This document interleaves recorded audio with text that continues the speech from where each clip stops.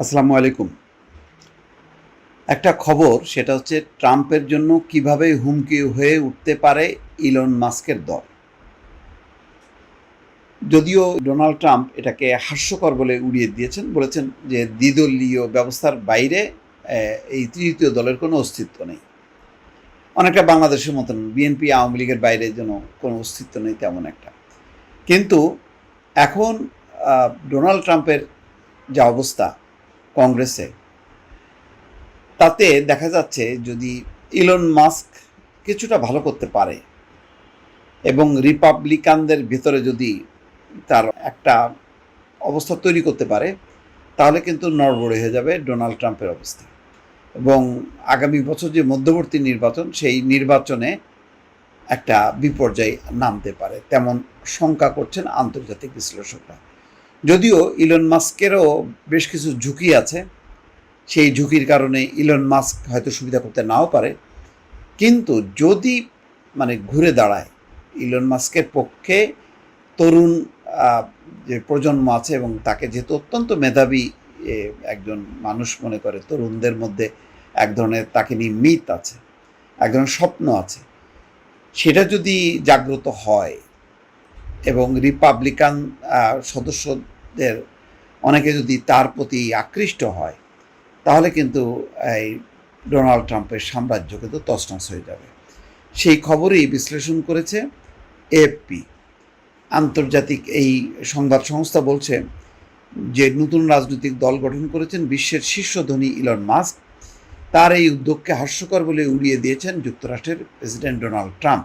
তবে সাবেক এই ঘনিষ্ঠ মিত্রের নতুন দল গঠনের বিষয়টিকে ট্রাম্প যতই হাস্যকর বলুক, হতাশ মাস্কই রিপাবলিকান দলের জন্য স্পষ্ট হুমকি হয়ে উঠতে পারেন, এমনটাই মনে করছেন বিশ্লেষকরা। বিশ্লেষকদের মতে মাস্কের এই উদ্যোগে যে ট্রাম্পের রিপাবলিকান দলের জন্য স্পষ্ট হুমকি হয়ে উঠতে পারে, সেটির পেছনে একটি বড় কারণ হলো বর্তমান রাজনৈতিক পরিস্থিতি। যুক্তরাষ্ট্রের কংগ্রেসে এখন রিপাবলিকান দল সামান্য ব্যবধানে সংখ্যাগরিষ্ঠতা টিকিয়ে রেখেছে। সামান্য ব্যবধানে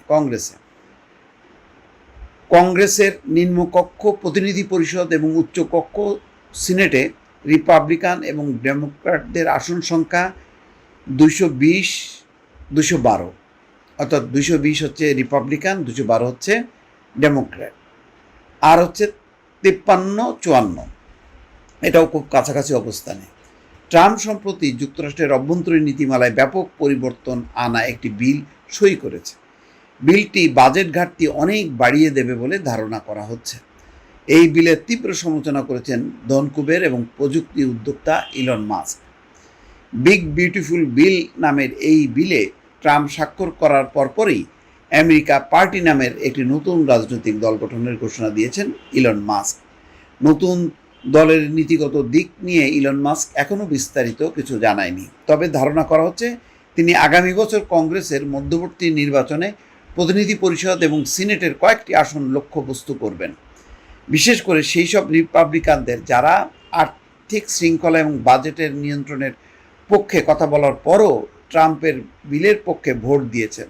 রাজনৈতিক বিশ্লেষক এবং সাবেক গোয়েন্দা কর্মকর্তা ম্যাট শুমেকার বলেন, ইলন মাস্কের আমেরিকা পার্টি 2026 সালের মধ্যবর্তী নির্বাচনে অজানা প্রভাব বিস্তারকারী হয়ে উঠতে পারে, বিশেষত রিপাবলিকানদের জন্য। অর্থাৎ রিপাবলিকানদের যদি কিছু অংশকে সে ছুটা নিয়ে আসতে পারে, তাহলে আর সংখ্যাগরিষ্ঠতা থাকবে না ডোনাল্ড ট্রাম্পের, এবং ডোনাল্ড ট্রাম্পের বিপর্যয় হতে পারে, ভরাডুবি হতে পারে।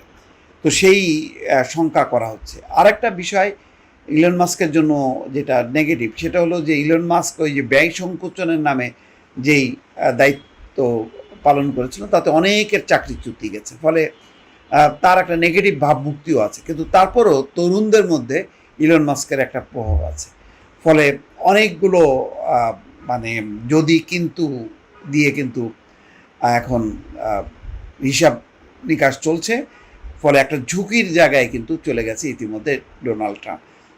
যদি ইলন মাস্ক ভালো করতে থাকে, তাহলে সেটা ডোনাল্ড ট্রাম্পের জন্য ভরাডুবির একটা বড় কারণ হয়ে দাঁড়াতে পারে। দর্শক ভালো থাকবেন, আল্লাহ হাফিজ।